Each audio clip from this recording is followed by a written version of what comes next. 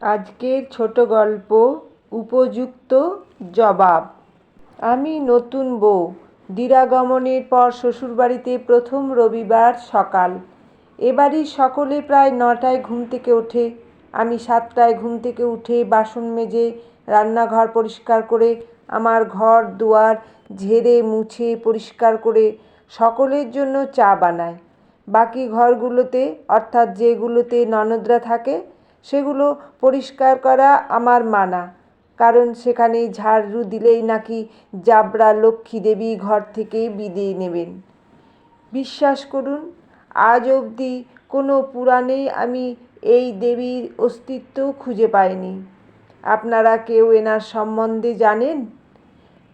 মন্টু 300 গ্রাম খাসির মাংস আনবি, সাথে 1 কেজি আলু, পেঁয়াজ 200 আর আদা রসুন আনবি পরিমাণ মতো। ছোট ননদ দেওরকে বাজারে পাঠানোর আগে বারবার ভালো করে বুঝিয়ে দিচ্ছিল কোন জিনিস কতটা আনতে হবে। শাশুড়িমাকে চা দিতে এসে আমি মাংসের পরিমাণটা শুনে বেশ অবাকই হয়ে বললাম, মাত্র 300 মাংসেই আমাদের সবার হয়ে যাবে? হবে, আমরা রাক্ষসের মতো অত খাই না। আমি বেশ অবাক হয়ে তাকিয়ে রইলাম ভাষাহীনভাবে। শাশুড়িমা বললেন, আমি তো খাই না, তোমরা 2জন আর ওরা 4জন খাবে। আগে তো 250 গ্রাম মাংস আসতো, এখন তুমি 1জন বাড়লে, তাই 300। ঘরে এসে শুধুই ভাবছি। ভাবতে ভাবতে মনের দূরবীন চলে গেল বিয়ের আগের একটা দিনে, যেদিন হলুদ ছোঁয়ানো নামক একটি উৎসবের অজুহাতে আমার বাপের বাড়িতে এখান থেকে জনা 20 জন গিয়ে মধ্যাহ্নভোজন সেরে এসেছিল। তাতে এখানকার অন্তত 4 জন প্রায় হাফ কেজি করে মাংস খেয়েছে। বিয়ের আগের দিনও বস্ত্রালঙ্কার নামক আরেকটি নিয়মের অছিলায় গোটা 15 জন লোক গিয়ে এক একজন প্রায় 300 গ্রাম মাংস সাঁটিয়ে এসেছে। তাদের মধ্যে বাজার করার নির্দেশ যিনি দিলেন আর বড় গলা করে বললেন আমরা কম খাই, তিনি লিডে ছিলেন। ফলে আমার অবাক হওয়াটা বড্ড স্বাভাবিক। রাত্রে মাংস খাবো, তাই দুপুরে আলু পটলের ঝোল আর করলা সেদ্ধ। রাত্রে খেতে বসলে আমায় 1 বাটি মাংসের ঝোল দিল। ঝোলের মধ্যে হাত দিয়ে একটা নলির হাড়ের ভাঙা অংশ এবং 1 পিস প্রায় গলে যাওয়া আলু ছাড়া আর কিছুই পেলাম না। তাও তা খুঁজতে আমার প্রায় ডুবসাঁতার দিতে হয়েছিল ঝোলের মধ্যে। দিন 15 বাদে বড় ননদ এলো তার ছেলে মেয়েদের নিয়ে। ছেলে মেয়েরা সবাই পরিণত বয়স্ক, 2 জন আবার বিবাহিত। ছেলেটি একটু ছোট, 3 জনকেই ভাইয়ের কাঁধে গছিয়ে দিয়েছেন বলা যেতে পারে। তার কারণ কিনা তার বরের টাকা নেই 3 ছেলে মেয়ে মানুষ করার।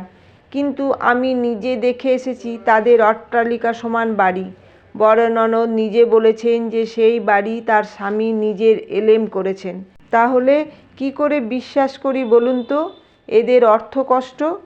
3 বার মাধ্যমিকে দিয়ে অঙ্কে ফেল করা লিসা, অর্থাৎ বড় ননদের ছোট মেয়েই আমায় মনে করিয়ে দিল আমি অষ্টমঙ্গলায় বাপের বাড়ি আসার সময় কথা দিয়েছিলাম তাদের খাওয়াবো আমার নিজের টাকায়। এই ঘটনার পিছনেও একটা গল্প ছিল। সম্বন্ধটা পাকা হওয়ার আগে থেকেই বুঝেছিলাম এদের দাবির শেষ নেই। যদিও পাত্র নিজে বিজ্ঞাপন দেয় এবং তাতে আমি নিজে তাকে ফোন করে বলেছিলাম সামান্যতম দাবি থাকলেও এগোবো না।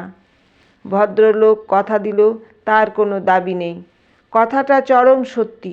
ভদ্রলোকের কোনো দাবি আজও নেই, কিন্তু তার বাড়ির লোকের ভুরি ভুরি দাবি ছিল, যে কারণে পাকা কথার সমরেই তাদের আমি কুলোর বাতাস দিতে চেয়েছিলাম। কিন্তু ভদ্রলোকের ব্যবহার ও মানবিক বোধ আমাকে ঝাঁসি রানী হতে বিরত করেছিল। অষ্টমঙ্গলায় আসার আগের দিন বড় ননদিনী এসে বলল, শোনো, আমাদের বাড়ির একটা নিয়ম আছে। অষ্টমঙ্গলায় মেয়ের বাড়ির তরফ থেকে আমাদের পাত পেরে খাওয়ানোর নিমন্ত্রণ আসে। এই নিয়মের নাম বেয়াই ভাত। আমার মনে হয় তোমার বেলাতেও এর অন্যথা হবে না। এর নিয়মের বেড়াজালে আমি আর থাকতে পারছিলাম না। তাই দৃঢ়ভাবেই বলেছিলাম, আপনাদের একারই বুঝি নিয়ম আছে? আমাকে আপনার ভাই বিয়ে করে উদ্ধার করেছে বলে আমার বাড়ির বুঝি কোনো নিয়ম থাকতে নেই? আসল কথাটা বলুন না। আপনারা আসলে আমার বৃদ্ধা মায়ের পয়সার খেতে চান, তাই তো? আমার কোনো ভাই নেই, বাবা সেই কবেই মারা গেছেন। আমার মা কি করে আপনাদের খাওয়াবেন? আপনাদের খাওয়াতে হলে তার জামাইয়ের কাছে হাত পাততে হবে, তাতে তার মানে লাগবে না? আপনার না হয় কোনো লজ্জা নেই, তাই আপনার বরের টাকা থাকা সত্ত্বেও। ঠিক আছে, অষ্টমঙ্গলা থেকে ফিরে আমি নিজের টাকায় নিজে রেঁধে আপনাদের খাওয়াবো। তাহলে এটাই কথা রইল? আমার ঝাঁঝালো কথা শুনে বড় ননদ হন্তদন্ত হয়ে ছুটে গেল তার ভাইয়ের কাছে, আর গিয়েই চিৎকার করে বলতে লাগলো, ওরে সেজো, কি বউ এনেছিস ঘরে? আমাদের সময় ননদদের কথার উপর কেউ কথা বলতো না, আর এই মেয়ে দেখো কি দেমাক, বাপ নেই ভাই নেই, তার আবার বড় বড় কথা। এমন মুখরা হলে চলে না, বুঝলি? এবারের জবাবটা আমায় দিতে হয়নি, পতিদেবই দিয়ে দিয়েছিলেন। তিনি বললেন, বর্দি, ও ওই রকম, কিন্তু তুই এখন যে কথাটা বললি সেটা কিন্তু ভারী ভুল এবং অন্যায়ও বটে। ওর ভাই কিংবা বাবা না থাকলেও ও কিন্তু একটা ছেলের মতোই ওর বাপের বাড়ির সংসারটা দাঁড় করিয়েছে। শুধুমাত্র টিউশনি করে বোনেদের বিয়ে দিয়েছে, মায়ের দেখাশোনা করেছে, তারপর নিজের কথা ভেবেছে। তোর নিজের ছেলে পারবে তো ওর মতো এই দায়িত্বগুলো সামলাতে? যাই হোক, ও যখন খাওয়াবে বলেছে তখন তোদের মন প্রাণ ভরেই খাওয়াবে।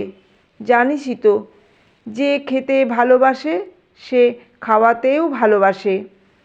অষ্টমঙ্গলা থেকে ফিরে পতিদেবের ছোট ভাগ্নি খাওয়ানোর কথা মনে করিয়ে দিলে দেওরকে পাঠায় বাজার করতে। আমি বরাবরই অঙ্কে পাকা। যদি 6 জনের জন্য 300 গ্রাম মাংস লাগে, তবে 10 জনের জন্য 500 গ্রাম চলে যাবে। আর যেহেতু ওনারা অতিথি, তাই একটু বাড়িয়ে মন্টুকে 600 গ্রাম খাসির মাংস আনতে পাঠালাম, সাথে ফ্রাইড রাইসের জন্য গাজর, বিনস, ক্যাপসিকাম। মন্টুও তার মতনই শুটকো শুটকো বিনস, প্রায় শুকিয়ে যাওয়া গাজর আর একটা ছোট ক্যাপসিকাম নিয়ে হাজির হলো। তাই দিয়েই বানিয়ে ফেললাম ফ্রাইড রাইস ও মাটন রেজালা। ছোট ননদ মাংসের পরিমাণটা দেখে হতবাক হয়ে জিজ্ঞাসা করলো, এইটুকু মাংস এতে সবার হবে? তোমার বুদ্ধির বলিহারি বাপু। আমিও মিষ্টি করে হেসে বললাম, তোমরা তো কম খাও ছর্দি, এতেই হয়ে যাবে না সকলের। গল্পটির রচনা রত্না ঘোষ।